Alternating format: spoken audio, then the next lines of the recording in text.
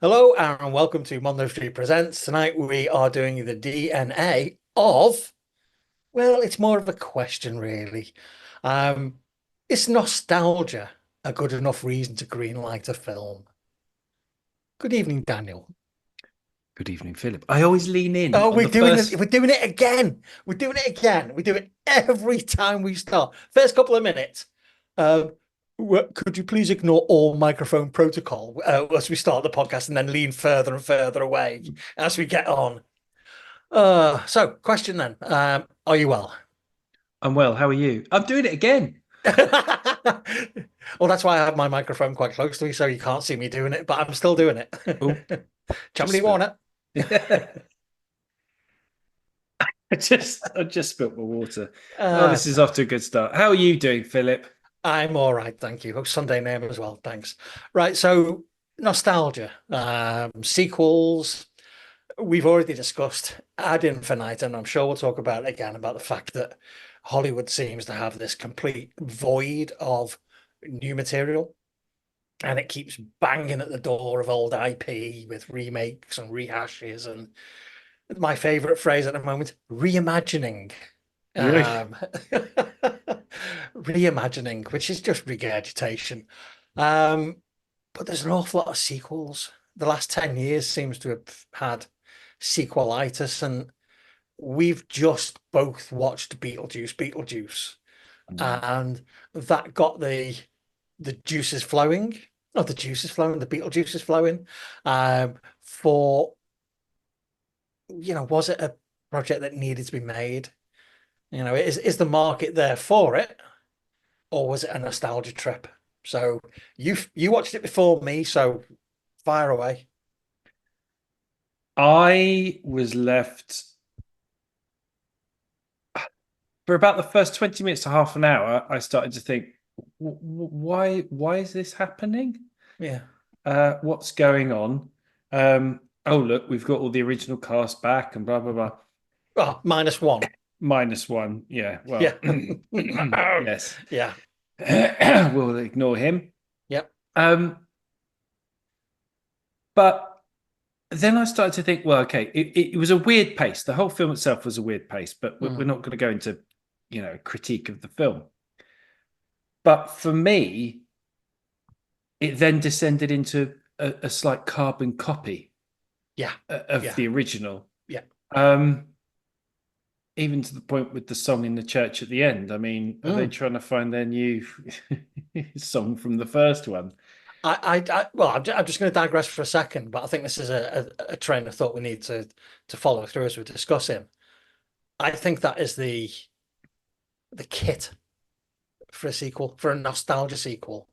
Yeah. Mm. So not necessarily um Mad Max to Furiosa, which are, Mm. well, now that's a prequel.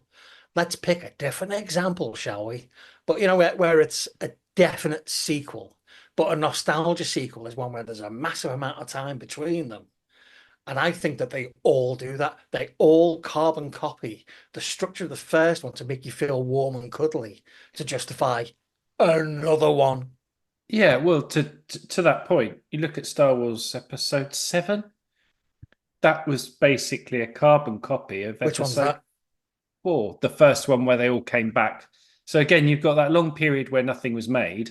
Yeah. I'm doing them in order. I'm doing them in All order, right. not So you've five, got four, the five, six. really 4, 5, 6, 7. Was that where Ewan McGregor was Obi-Wan Kenobi? No, that's it. I'm doing them in order. So episode one, That's two, and three were Phantom Menace. right. Those So this three. is where you get back to Yeah, Daisy Ridley and the John first one, Boyega. and Right. Harrison Ford and Yeah. Carrie Fisher, the whole Yeah. cast, the Yeah. back, Yeah. etc. That was a carbon copy because that was Mm. that was a fan panda. Yeah. It's Yeah. A that's fan not panda. that's not someone that really likes pandas. It's a fairy. It's a fairy going, Harrison Ford, have some bamboo shoots with me. Fan panda. Why did I Fan call it that? panda. I love that. Um, but again, it's that nostalgia hit, and then in episode 8, it went onto its own path. Which goes to my argument then that the long gap sequel, what Yeah. should we call them? A geekwell, because there's a big gap. Hmm. Um, carbon copies and then creates the new, or attempts to create a new audience for the third or the fourth or the seventh or whatever the next one would naturally be. Which, to go back to Beetlejuice, you can see that's a setup for a third Dear because you God, don't let them do it. because you've introduced new characters, and I reckon it'll go off on a slight tangent. But you've got Tim Burton has this typical habit of using people that in his universe time and time again. Looking at you, Johnny Depp, and he has his fetishes, shall we say? So, looking at you, Monica Bellucci. Yeah. Um, but Wednesday, basically, he's brought in Yeah. because that's to go to the youth market who he can then get into the cinema on the back of Wednesday, and you've got Yeah. that youth story. Whereas for the adults, you've got Yeah. the Beetlejuice nostalgia. Mm. But I also think a common issue of why they do this is because people of our age, Phil, we're the ones with the money, and we're the ones that used to go to the cinema to watch these films, so we'll Yeah. go again. Whereas Yeah. the youth market Yeah. will wait for it to come to Netflix, Yeah. or will watch it at home in home cinema or in other Well, ways. that was another question I was gonna tag on. Is nostalgia a good enough reason to greenlight a film? And are streamers to blame? Because we know that the whole structure of Hollywood and the production of movies and the release schedule of movies has changed because of streaming beyond all recognition. I think it's Alien Romulus is out in a couple of weeks on digital. It's only been in the cinemas for what, 4 or 5 weeks. Now I'm not complaining as a fan.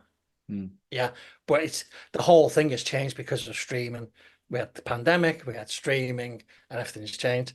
Let's not bash Tim Burton too much. Let's reserve that for his own episode because he's going to get one after Beetlejuice. I'm not going to talk about that anymore because I've got so many things to say about it. I just don't. For me, that's one of the offenders. It was a film that came along, carbon copied, left a big enough gap in the door at the end for another one. But that, for me, dishonors the original. I completely agree. I think it's diminished the value of the first. Yeah. And I found myself sitting in the cinema, just sort of a little chuckle going, oh, yes, I remember that from the first one. Yeah. Right, I remember that from the first one. Oh, we're going to go through that whole scene again. Okay, we're going to do it this way. Right, okay. And right, okay, got it. Yeah. And it must cost what, 10 times the original, if not more.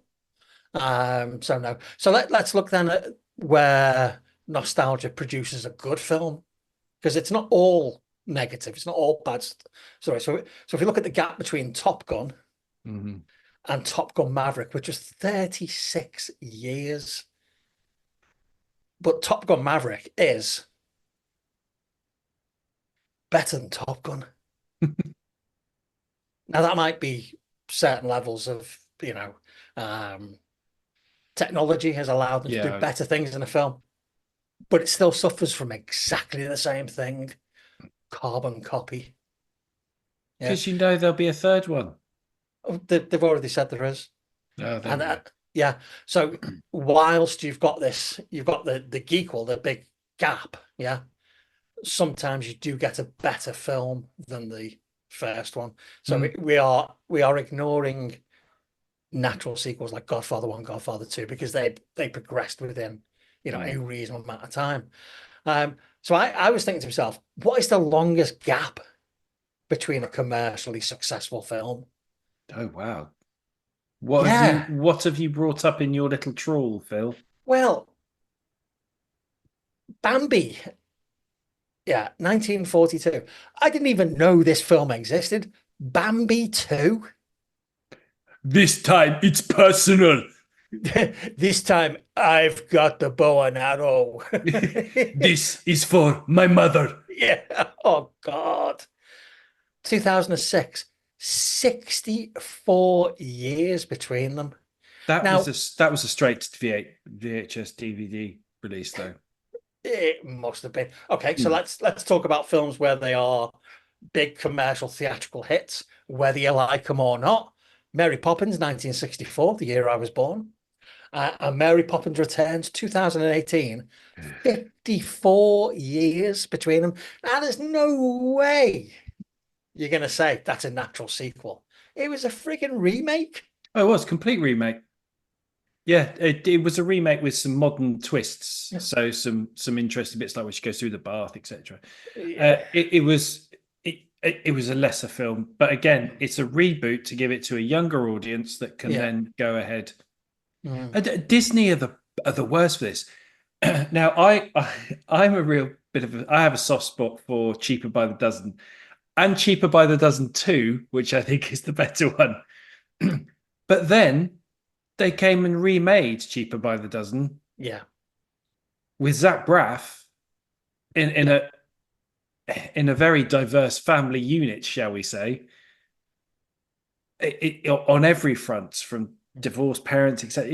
It's for a modern audience. But again, that's sort of is it a reboot or is it just a Well, Disney have got a remake? habit of, if you look at, I can't think of one off the top of my head that this hasn't happened to.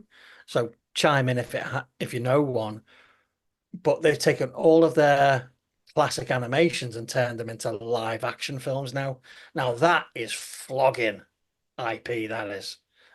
Plus the myriad of straight to video, DVD, streaming, cast offs like, Little Mermaid 8. It was only Thrush, things like that.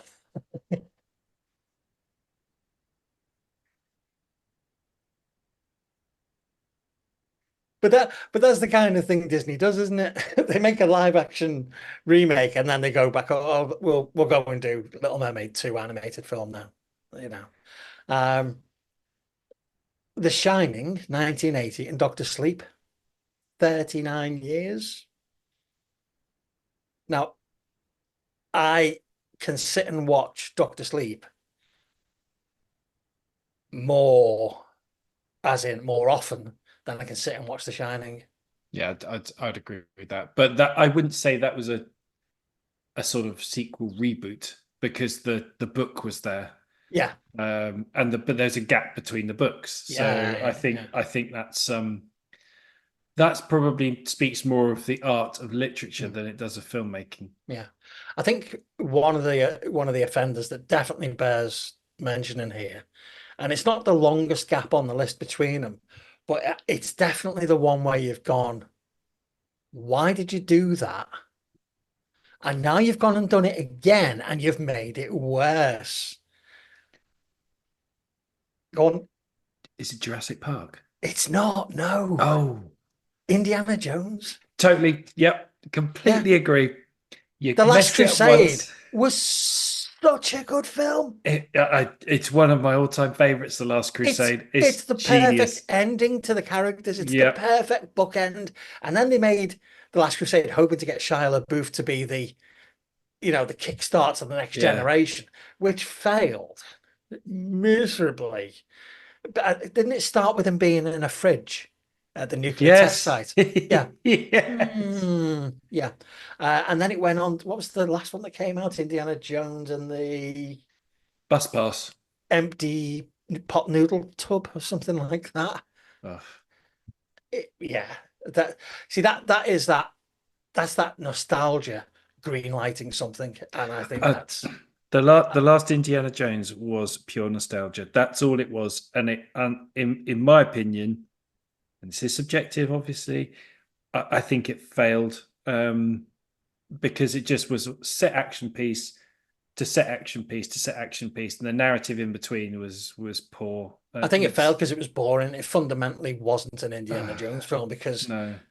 and if this is an ageist comment, I really don't care because I'm of an age where people have been ageist towards me. Mm, But he's too freaking old. mm. What is he, 80? Oh, he's older than Trump, and he's too old. I don't know. So I wish Hollywood would, I don't know, maybe have a meeting with AI or do something where they came up with something new and actually took a chance. You can look at studios like A24 where they're taking a chance with new writers Mhm. and coming up with some pretty good stuff. Longlegs, the one we did the other week, there's a lot of DNA from other films in there, Mhm. but it isn't a copy. It's not a flog of another film. But we will continue to get this nostalgia trip, or yeah, it's a money grab in nostalgia clothing. It's not stopping though, because have you seen what's being greenlit? Oh God, what now? The Goonies are coming back. No, they've said that they're not. The Josh Brolin and Martha Plimpton have come out and said it's not happening. Ah, because there were loads of news reporting it Yeah, was. yeah, that's like saying they're going to remake Jaws. That I just wanted to see it for the car crash that's Corey Feldman. well, the reason that they can't make it is exactly Corey Feldman, unless What? they write him out of the script. He is exactly the reason you can't make that film. If you take I apart the fact it's just a cash grab and blah blah blah and all those things, the whole reason you can't do that film is Corey Feldman. Yeah, I slight confession, I'm obsessed by that man. Well, it's a His musical career that I follow on Instagram. it's Wow, yeah, it's wow. it's like you said before, it's rubbernecking at a car crash, and he hears that's all. It's like Beetlejuice. Beetlejuice shouldn't have happened because they couldn't have all of the original cast, and that included Jeffrey Jones. Now, there's no way you're getting that guy on the screen again. Not unless he's holding a license plate with his number on it. Um, yeah, there's there's just I just wish somebody somewhere would take a chance and try and do something different. We've got Coming to America that had a giggle, Oh, yeah, which I loved the first one. That's one of my guilty pleasure films. It's rubbish. It's pure trash, but it's one of my guilty pleasure films. hmm. Good morning, America. Hey, fuck you, pal. Hey, yeah, fuck you too. It's just a really, really good film. I couldn't watch the sequel. No, because it's worse. It's It's worse it, than an already bad film. it's rubbish. And we both watched Beverly Hills Cop 29. What number was Four, it? four, I 4. think. Yeah. Christ, is that all? God. And we both said it was an okay film, Hmm. but it was the pure nostalgia. Yeah. Oh, totally. And I think streamers going back to your point on streamers, I think they are the platforms that are probably guilty of doing these kind of things because they've got the budgets and the audience is there, and they Yeah, can see from their algorithms the audience is there that will lap this sort of thing up. yeah. So they're going for stuff that's for films, sorry, that then content that's obviously being binged on their platforms. They're like, okay, people really love Beverly Hills Cop, Mm. right? Let. I hear Eddie Murphy might be in the. Let's go and make it happen. Yeah, I can see what you're saying. I can see why they do it, but the mainstream distributors then go, okay, well, that's a good idea. The problem with Netflix is you have no visibility of how profitable or not Mm, that nostalgia project is. And then you get people like Sony and all the other big film studios doing a nostalgia thing and losing lots and lots and lots of money to the point where you could have made, 20 long legs in a budget mm. capacity. Yeah. And you Well, think to yourself, surely we'd be better off with more than less because as consumers, we want choice. it. I think there's another area that we could explore on this that you've watched it and I haven't because you put me completely off it, and frankly, the trailer put me off it. Is The Crow? what, I know it's not a sequel, but it is a what, nostalgia remake. it's a nostalgia. It's in its own category. It's called a nostalgia turd. Um, the problem that you got with The Crow is that it had fairly quickly it had two sequels. Mm. Okay, but it's 30 years between The Crow and The Crow. And for me, the biggest issue I had with the Crow, the 2024 film, is the fact that they dared to call it The Crow, Yeah. because it bears they've come out now and said it's a reimagining of the source material. So they're trying to distance themselves away from the 94 film, because the backlash has been, what have you done? Yeah. It is a shockingly bad film. There's And what it's lost, what is it, about 50, 60 million? Oh, I think it'll lose more than that by the end of the day. I think, you're talking, it's up there with Madam Web Mm. and Rebel Moon on Netflix. From what I've seen, it makes Madam Web look like The Godfather. Oh no, Madam Web. What is it? The worst film of the year? It's a tough one. That it's a throw up for me between Argyle and the second part of Rebel Moon as to be the worst film of the year, and then Mm. third place with Madam Web. This would be fourth.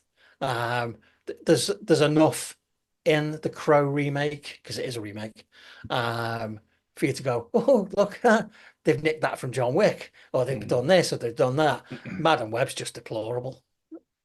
It should be, well, it was run over in the middle of the road and just left there to bleed out, and then they went print, cut, or cut, print.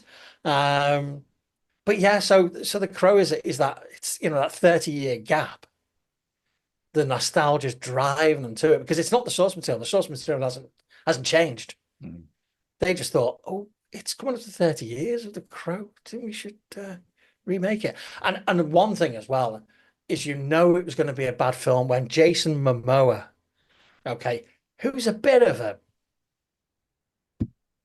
he's a bit of a lady of the night when it comes to what films he'll do, isn't he? He did Aquaman 2, for God's sake. He did Aquaman 1 and Aquaman 2.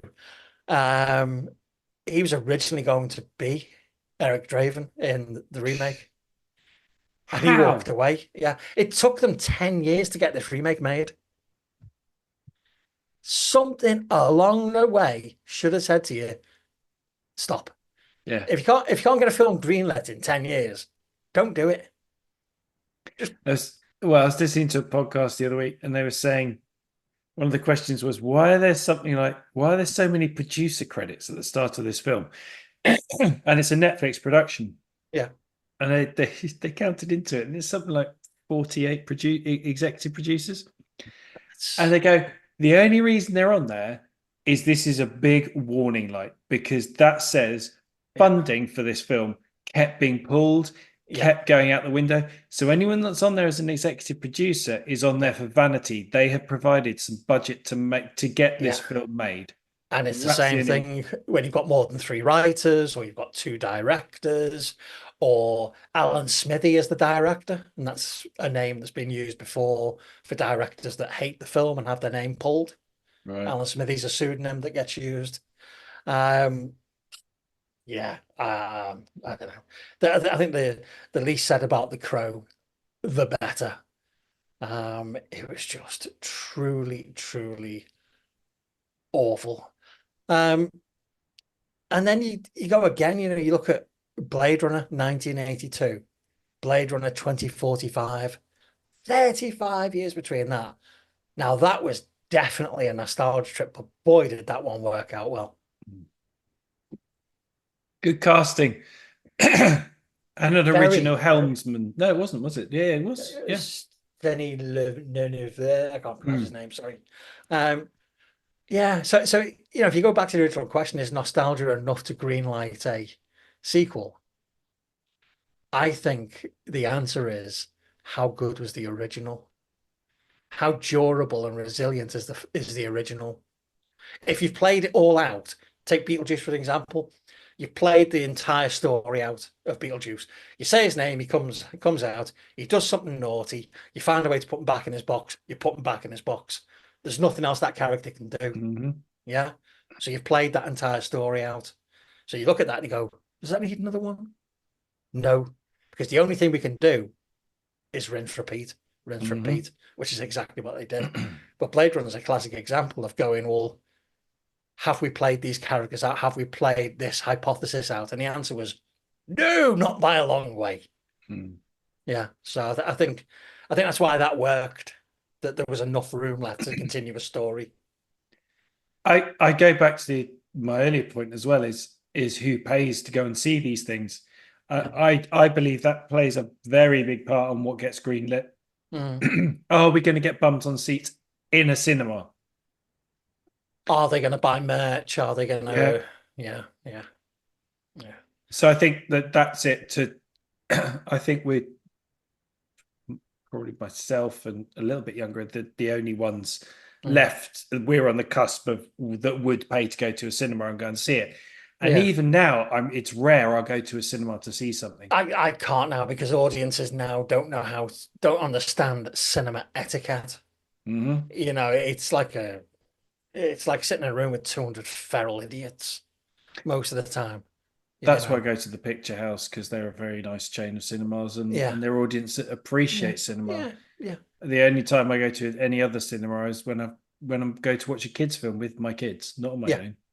yeah. But you know, there's time. It depends on the certificate of the film you go and see. You go Mm. and see 15s, you're just going to get a load of bloody, you know, phones going off, and he's thinking, nah, find a bus and go under it. But getting back onto point, Yep. before you start on one of your population rants, I think nostalgia. Yeah, I get your point that the original source material has to be good, Mm, but that's a fan saying that, a fan of cinema saying that. mm, Whereas the studio boss will go, well, that made good coin in the cinema when it was originally done. There's yeah. still chatter online. You can get your marketing teams to do a scour of chat online, see Mm, how many posts are being made, from demographics 35 to 54 that are talking about yeah. films. You can get that chatter, what's being shared, etc. So what we live in now is a world of data, and we can get enough of that to inform what is going to make coin at cinema. Yeah. So something like Beetlejuice, I think so, because we're prime audience that's been crying out for something to happen with Beetlejuice for a long time. Is a it's Crying out or no, but I don't not crying out, but I think there's been enough. Oh, it'd be not quite nice to see a sequel of it. It's such a great film. But yeah. unfortunately, I think, and that script had taken quite a long time to get to the point where everyone agreed to do it. What, Beetlejuice? Yeah. There was a script to it, wasn't there? Yeah, it was Control C, Control V. I Was there a script?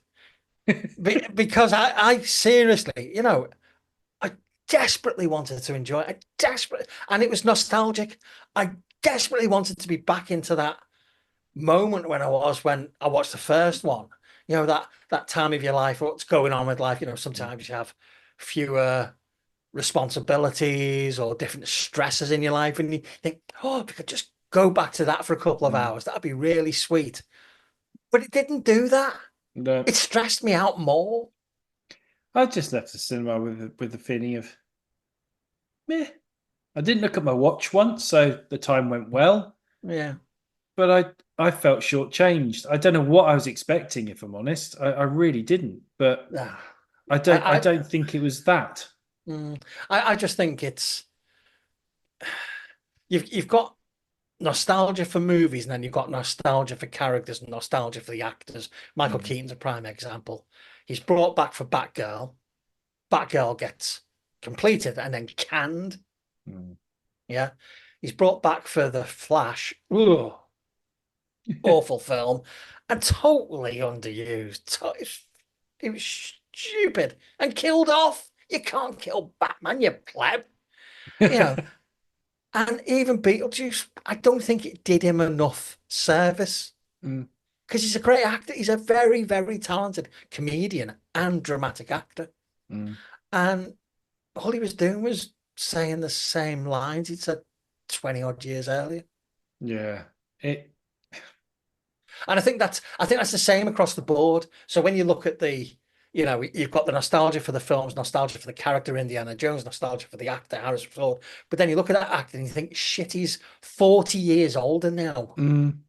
It's not, there's no way we can get a story out of him at this age. But they tried and failed.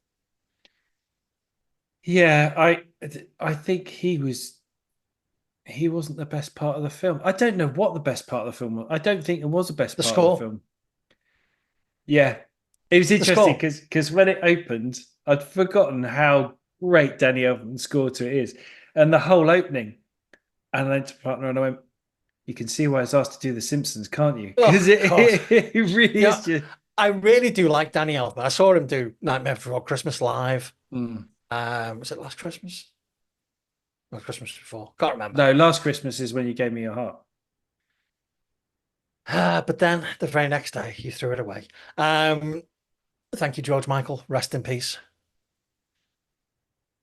I really do like Danny Elfman, but Danny Elfman, like Tim Burton, does not half repeat himself. Yes, but I think you had to for Beetlejuice. You couldn't deviate and go somewhere else with Oh it no, no, because no. But the fact that you can take the music from Beetlejuice, you could put that over the titles to The Simpsons. the whole opening of You could the put it over to The actually Simpsons and you wouldn't notice. the opening of Beetlejuice when it had the original title sequence type thing, and that they had the Yeah, whole camera swooping through, and you had that whole yeah, yeah, yeah, um, I that was the bit I sat back and went, oh, brilliant. Oh, I'm taken right back, and then it yeah, just went. yeah. Then it And just then it just died, unraveled. just died from there. But yeah, well, it is what it is. My concern is that studios looking at marketing, and you mentioned the marketing teams, and the marketing teams seem to be um, the devil's candy in all of this data that says yes, do it. Mm. Um, Even though the last Indiana Jones film lost well over $100 million, they'll still keep doing it. And at some point, they're going to get to films that they shouldn't go near. Yeah. So you talk about data. If they were to look up Back to the Future, Oh that is gosh, the yeah, yeah. that is the film that ultimately everybody that's seen those first three would love to see a fourth. No, I don't want to. I'm a Yeah, yeah. No, but when you go from a data point of view, yeah. you're talking about mining people that talk about these things. You wouldn't go on a forum and say, I don't want to see a fourth, or I do want to see a fourth. But there are people that are, and these create these data points and they let Mm. the marketing teams find out. What if they go near that? I I I See, but I've that's the broken problem. myself because it But just no, that's hallowed ground. That is a trilogy that in itself didn't slightly work for two and three. yeah, That shouldn't be touched. And the only way they could really do it is if Doc Brown's kids come back on the train that the yeah. But time but train isn't that. isn't the problem that they've exhausted all of their original IP? Excuse me. They're now exhausting their nostalgia IP. When they've exhausted the nostalgia IP, they're going to go for hallowed territory because that's all that's left. We'll have um, Beetlejuice 4, okay? Yeah, that's part of the nostalgia sequel IP. That's flogging a dead horse. We'll have that at some point, okay? But at some point, they're going to need a big tent item, a big item that says, come to the cinema. And Beetlejuice won't be it. Neither will Indiana Jones 6 or Dumb and Dumber 3 or any film that's had a big gap. That's not going to be the next tentpole event. They need a film which is going to be a tentpole event that gets the world talking, that gets cinema kicking up, because they're too scared to invest in original material now. No, I think we'll just end up with Deadpool 16. I No, I seriously think the Marvel universe and Disney, well, which is part of it, but I think Disney are probably the biggest criminal in this, and they will suck the bone juice of any IP. or marrow, as we call it in England. That's Yeah, yeah, not in Planet Dan. The bone juice. God, you make a crap giant. I'm gonna grind your bones and eat your bone juice. Makes a nice soup. Makes a nice soup. I'll put some bone juice. Do you mean marrow? No, bone juice. Bone juice. But yeah, I think Disney's going to be the one that will kill nostalgia because I- Disney is sort of its model is nostalgia, and when you're watching cartoons, it's nostalgia for youth. It's a Mm, time when you, like you were saying earlier, to be transported back to something that was innocent, fun. yeah, You had no yeah, worries, you had no cares, etc. And that's what Disney's own IP is. I mean, you look at huge fan of Only Murders in the Building, yeah. but that plays on nostalgia for the relationship of Steve Martin and Martin Shaw. But that's a TV show, and TV shows are different. Yeah, okay, I'll give you Yeah, that one. yeah. Um, TV shows are completely different in a way that they're structured, and thankfully, with something like that, you get a season every year. Yeah. but I just what? wonder if there was a Star Wars fan, a proper Star Wars fan, a geek, whatever you want to call them, who saw the original when they were 14, so chapter four or whatever it was, when they were 14, and how they feel about Disney trashing the IP and bringing out crap after crap after crap. Yeah, The Acolyte, that was supposed to be the best Star Wars story ever, got canned. Mm, You think to yourself, why are you making this? You're a streamer. What is it? Is it merch? I don't think so. You're not going to make $200 million on Acolyte merch, are you? no, it's sign-ups, it's subscriptions. I don't. Yeah, but I can't see a program like that. I can't see. I could see a TV show with all of the cast from episode 9 in it. So John Boyega, Daisy Ridley, Adam Driver. I could see a TV show driving people to it.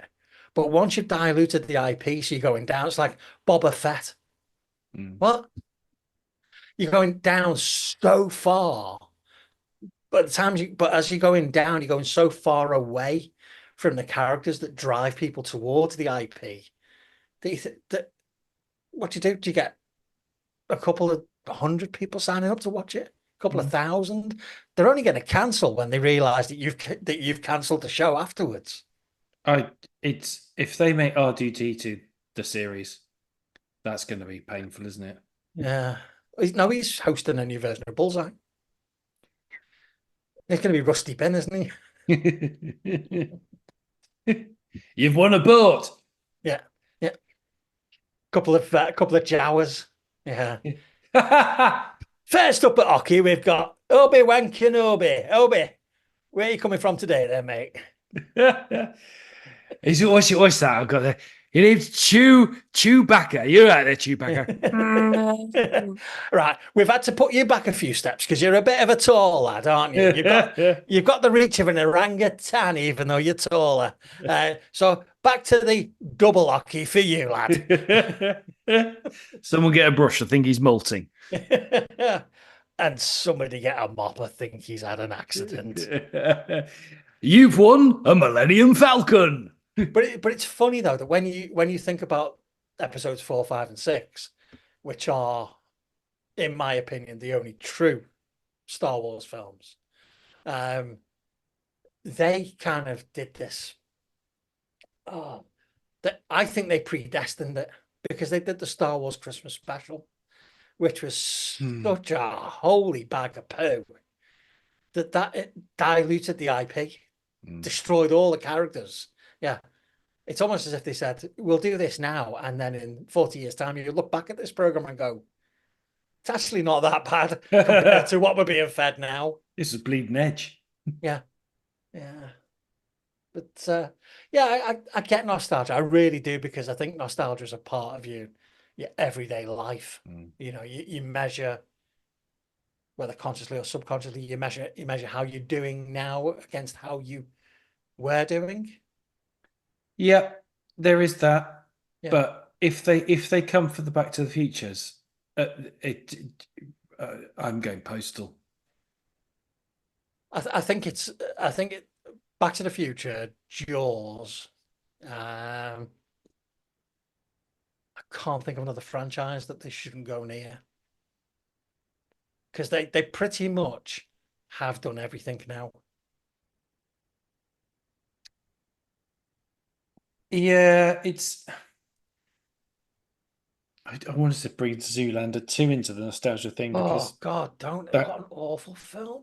that was unfortunate. That Yeah, really I unfortunate. will give you a little bit of Oh, homework to do, and that's to look at the promotional shot for the Oasis concerts for next year, where you've got Noel Gallagher to the left as you're looking at it, and Liam Gallagher to the right. Um, and why is Liam Gallagher doing Blue Steel? He is doing Blue Steel. right. So I'm just going to fetch this slight deviation. I've got to get this fly. Yes, I actually have a fly in my drink waiter. There we go. What's it doing? Having a swim. Oh, you're supposed to say the backstroke. Uh, right, I'll let him dry out. Waiter, what's this fly doing in my soup? Looks like the backstroke, sir. He nearly fell in my tea. You don't want to go in there. You'll be burnt and drowned. You foolish fly. My God, you can spot the vegetarian trying to save the life of a fly, whereas the carnivore goes, "It's protein, mate. Don't worry about it." It's all right. It's so hot in this room. They'll die overnight anyway from heat exhaustion. Uh, so like I said, nostalgia is obviously something that's very powerful, which can drive creativity, Mm. um, but within a reasonable amount of time, I think is right. Yeah, Yeah. not 30 years, 40 years, 50 years, 60 years. I think that's just a cash grab. Um, any other films that they can't touch? What do we think? With the MC Hammer approach to films. And Yeah, touches. don't forget films that we fell in love with when we were younger are now 25 years old. I remember seeing Dirty Harry, the Clint Eastwood film. Yeah. Not when it was released, before somebody gets double cheeky, because that was 1971. I wasn't old enough. But I think I was 14 when I saw it for the first time. That film is 53 years old. Now, if they went near Dirty Harry, I'd have a paddy fit.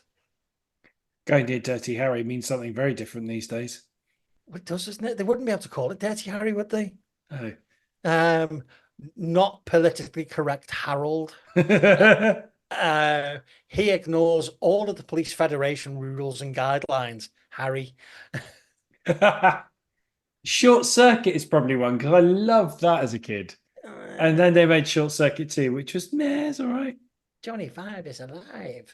Now I'm thinking like classics, for me, it would be Dirty Harry, it would be Jaws, it would be Back to the Future. Um, if you can think of any others, pop a comment, drop us a line, tell us what you think. Crossfire. They tried to They, reboot Italian Job. they did, they've done the Ipcress File as a TV miniseries. Day of the Jackal was remade with Bruce Willis. It was, wasn't it? Yeah, Gabriel Byrne, and a very small appearance by Jack Black. Yeah, but it's actually been remade again for the TV. Goodness me. Yeah. Speaking of Jack Black, one that rumored to potentially happen, Yeah, School of Rock 2. that's been rumored since the day School of But Rock 1 came out. Yeah, but Jack Black has openly said he won't do it or revisit it unless there is a good script by the original. He wants the original team, and that's it. That's not what Jack Black said. He said, "I won't do that film while there's a voiceover on a shit film to be done. Very funny. Give me some crap animation to put a voice to. That's my way." Rig-a-go-go, rig-a-go-go. He is a classic example, and maybe this is another episode. Actors that wasted their potential. Yeah. All he does now is he appears in dross He's in the what's that Minecraft Minecraft movie film. Yeah. with Jason Momoa. Oh, look, we need somebody to be in a film. Is Jason Momoa available? How many days filming is it? 5? Of course he Wait. is. Oh, I just dropped. You just dropped the fly. I just dropped my pen. Why are you playing with a pen? Because I've got itchy hands. Itchy hands. Mm. You've got no control of the English language. That's what you've got. If you got fleas, train them. Oh my God, get down the circus, lad. Yeah, that's an episode. So episode upcoming is Tim Burton WTAF, and actors who wasted their potential. And then the other episode after that, the third episode, is actors who surprised us by being really good all of a sudden, who you've never considered to be an actor or gone, meh. And then all of a sudden they've gone, you know what? I've got this in my back pocket. Okay. Case in point, Go on. Hugh Grant, Yeah. The Gentleman. And from that point onwards, from The Gentleman onwards, he's got a new film coming out. God damn, I wish I could remember the name of it. It's a religion-based horror. I think I know the one. I can't remember the name either. Yeah, I'm gonna have to look it up. I'm sorry, I can't not. That'd be disrespectful to Mr. Grant. Sorry, Mr. Grant had a whole resurrection, quite frankly, for me, from Paddington 2. Yeah, He's I know you're gonna superb in talk it. about Paddington all the friggin' time, okay? But we're talking about proper grown-up films. Heretic it's called, and it's getting Oh, that's it. really good reviews. But absolutely since The Gentleman, dear God, he's shone. So that's an episode on actors that wasted their potential, and then actors that surprised us with potential that we never knew they had. And if you have your own opinion, dear listener, please add it in the comments so we can discuss. Yeah, and any films that they've made a equal to that you disagree with, or any films that you don't want them to make a equal to. So with that, I shall say au revoir and good night, and he shall say, I gotta go down and sit down and behave myself. Goodbye. Oh my God. It's never an episode unless Michael Caine appears. No, because you just got to bring the Michael out.